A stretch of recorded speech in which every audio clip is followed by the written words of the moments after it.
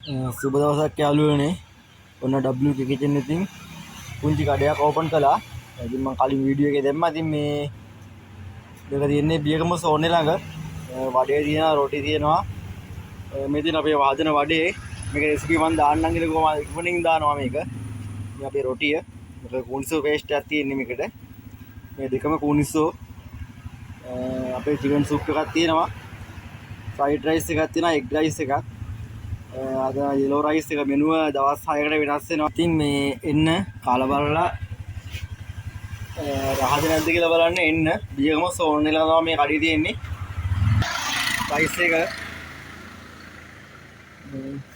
පාරයිනේ පටන් ගත්තේ පුංචි කඩයක්. මෙච්චර මේ බත් පාර්සල් ටික. තාම ඉතින් මම මේ සබ්ජෙක්ට් එකට අලුත්. ඉතින් අලුත් ජොබ් එක මගේ. ඉතින් ඔයාලගේ සහයෝගය ලබා දෙන්න මේ තියෙන්නේ. මේක තියෙන්නේ බියගම සෝන් එක ළඟ පාරායිනේ චූටි කඩයක් තියෙන්නේ. හරි පාරායිනේ චූටි කඩයක් තියෙන්නේ. අපි සුප් එක පෙන්නන්නම් ඔයාලට. මේ තියෙන අපේ චිකන් සුප් එක.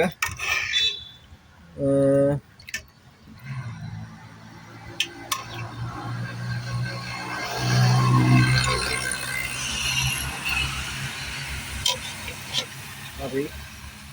ඉතින් හරි සියලු දෙනාට බොහොම ස්තුතියි මේ වීඩියෝ